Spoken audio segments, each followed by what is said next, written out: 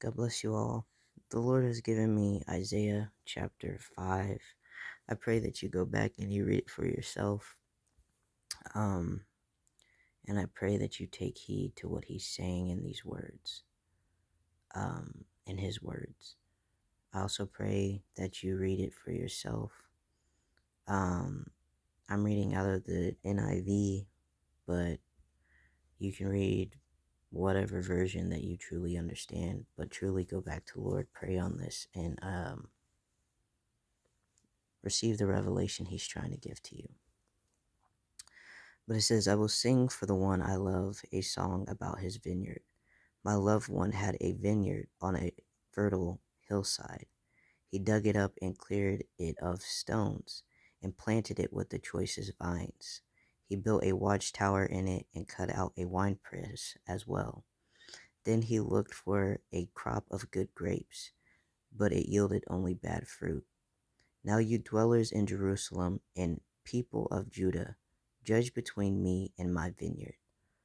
What more could have been done for my vineyard than I have done for it? When I looked for good grapes, why did it yield only bad?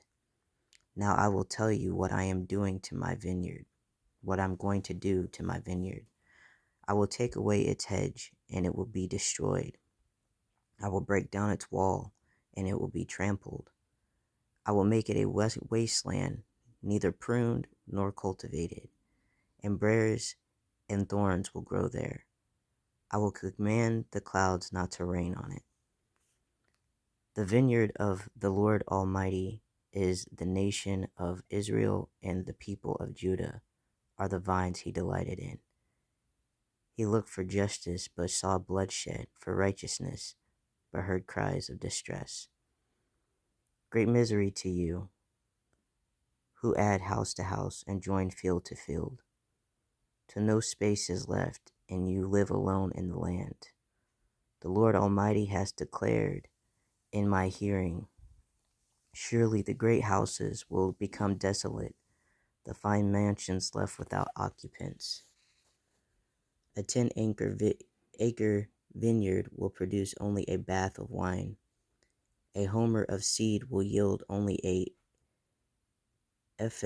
ephah of grain. Great misery to those who rise early in the morning to run after their drinks, who stay up late at night till they are inflamed with wine. They have harps and lyres at their banquets, pipes and timbrels and wine, but they have no regard for the deeds of the Lord. They have no respect for the work of his hands.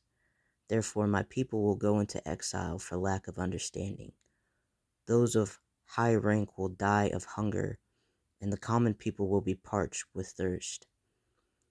Therefore death expands its jaws, opening wide its mouth.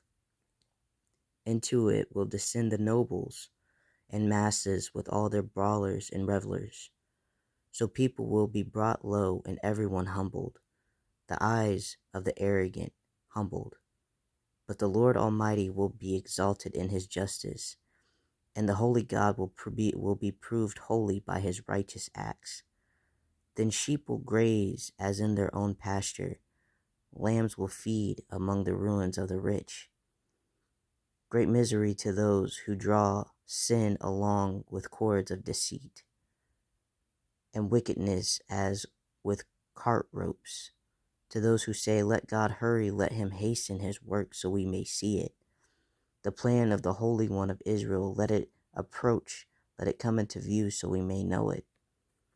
Great misery to those who call evil good and good evil, who put darkness for light and light for darkness, who put bitter for sweet and sweet for bitter. Great misery to those who are wise in their own eyes and clever in their own sight. Great misery to those who are heroes at drinking wine and champions at mixing drinks, who acquit the guilty for a bribe, but deny justice to the innocent. Therefore, as tongues of fire lick up straw, and as dry grass sinks down in the flames, so their roots will decay, and their flowers blow away like dust, for they have rejected the law of the Lord Almighty, and spurned the word of the Holy One of Israel. Therefore the Lord's anger burns against his people. His hand is raised, and he strikes them down. The mountains shake, and the dead bodies are like refuse in the streets. Yet for all of this, his anger is still not turned away. His hand is still upraised. He lifts up a banner for the distant nations. He whistles for those at the ends of the earth. Here they come, swiftly and speedily. Not one of them grows tired or stumbles. Not one slumbers or sleeps. Not a belt is loosened at the waist. Not a sandal strap is broken. Their arrows are sharp. All their bows are strung. Their horses' hooves seem like flint. Their chariot wheels like a whirlwind. Their roar is like that of a lion. Their roar like young lions. They growl as they seize their prey and carry it off with no one to rescue. In that day they will roar over it like the roaring of the sea. And if one looks at the land, there is no darkness. There is only darkness and distress. Even the sun will be darkened by clouds. I pray that you go back to the Lord and receive revelation on what he means.